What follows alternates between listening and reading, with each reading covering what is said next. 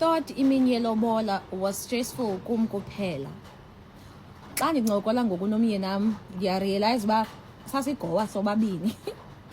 Sasigowa sobabini. Okay guys, into yokuqala kuzo zonke ezaa ntsuku ubhebhi kwakulungiselelwa umtshato yeyiphi yona mina ungaqonda uba hayi yabona yakumorugisa le straight. Olwesihlanu Friday le mini yelobola nenawe. Okay, nami yona mini yandimorugisayo. So into eyenzekayo yokuqala eyandidikayo kokokubana abakhongi bafikile bangaphandle bakhuleka sikhulekile kwaNdlovu inoba yaphela 15 minutes akho mntu yoba attenda like akuthunyelwa umfana or anything benivile kuba izoba ngu-Apollo ozoya pha. So I go to him ba hayibo egeyithini Apollo uthi kum hayi oomalume bathe mandilinde bona kuthi batsho qoba yo inenza ithini nale ndikrobile mos mna ngefestile.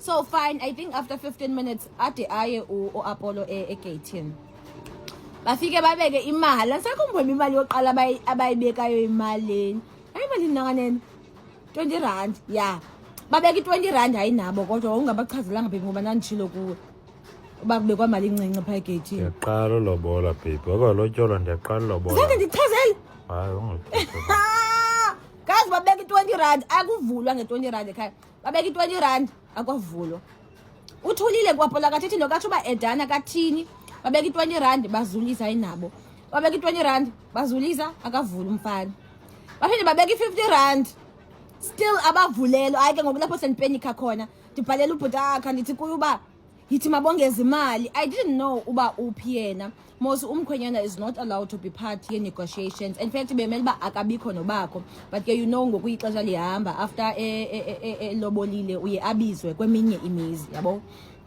So yena wayemise kude mna engqondweni yam qonba inoba ukufutshane nabo lapha ngasegeyithini angakwazi uphuma athi bekanye enye imali ithi kubo ithi mabafake enye imali. I think ke ekugqibeleni baphethe beyifaka because bayivulelwa igate. Bangade bavulelwa abantu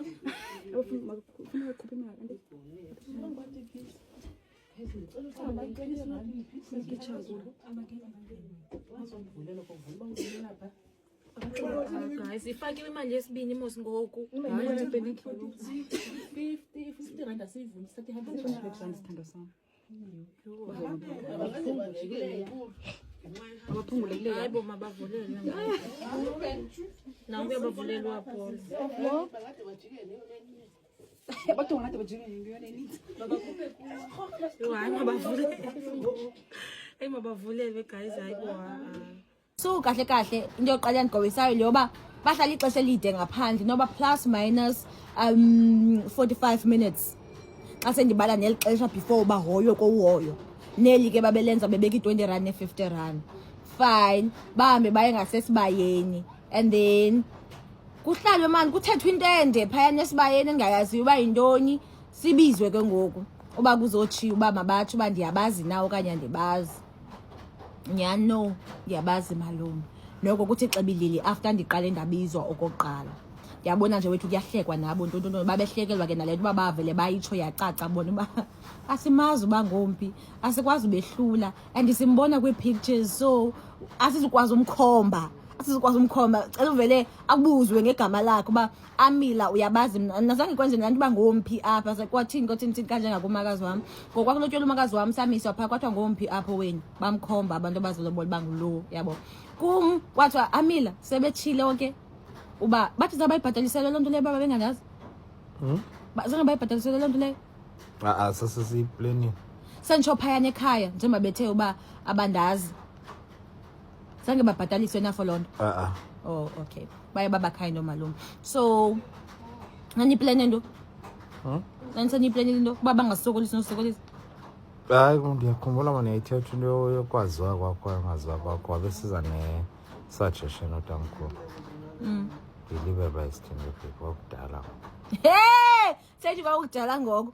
Okay guys so kwathiwa okay kwathiwa ndiyabazi na Amila asizube sibuza noba ngomphi apha kubo uyabazi na abantu ndithi hayi ewe malume ndiyabazi yabo angabazi bonke abantu babephayana mna ndandingabazi baqo hey ndifuna iqhubeleke abalahlekanga abantu abazengamzini orongo so ndiyabazi ke kuhlalwe kumanye mosuku kuxoxwa kuyoripotwa kumajoni uba kwenzeka ntoni kuyiwe with imali uba silapha ngoku. Yho guys, ke umntu wam wayengafuni koba ndiyithethe naye into yelobola. Ndandithi ndisayithetha ndithi ke mama mlungu uyondihlazisa ngabantu mna undilobole ngeenkomo eziyi-3 ubundijongisa unamalini athi yintoni amla ndizuyixoxa nawe loo nto qo yho nyama ungenaphi hayi bo undijongisa ngabantu uba uyizeni neenkomo eziyi-2 phaa nandothini awundika nyama uyobuzoko khazi nandibuze because ndinestress ngqondo yo asana imagine ekhaya kuphekiwe and ke ngoku umajola kukho igusha phaa on standby in case bagqithe ekhaya. Xa ugqithile kwiinkomo eziyi-6 uyavunya as umkhozi yabo, and then ke ngoku wamkelwe ngegusha ewe yabo, once ufike nje ku-6 I think excluding ke ubuso bentombi and all of that, I'm not sure kuba ibalwa njani la 6.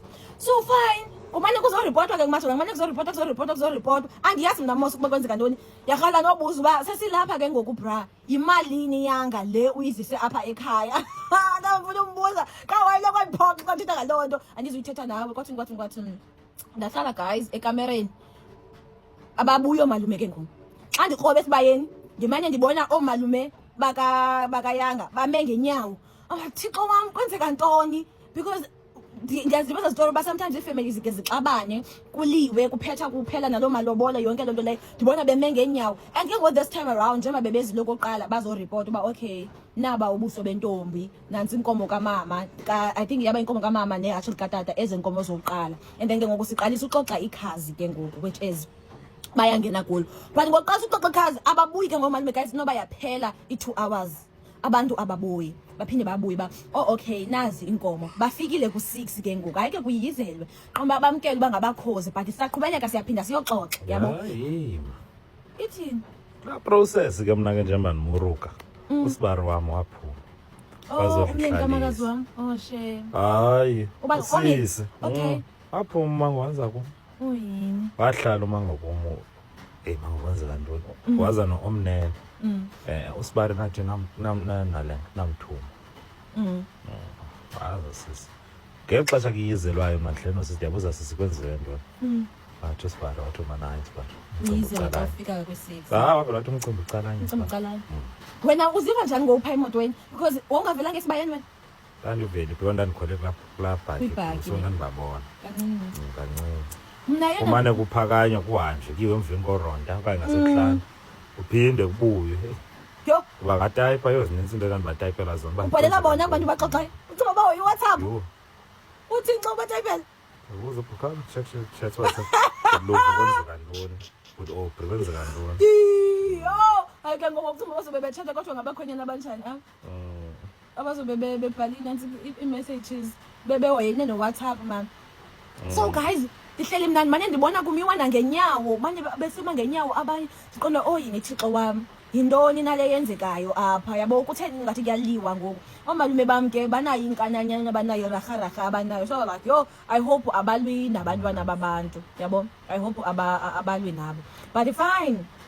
Sahlala guys yaphela 2 hours ke ngoku apha kule round yokugqibela emveni koba befikile ku-6 ndiyacinga naphayana ndinyabile guys.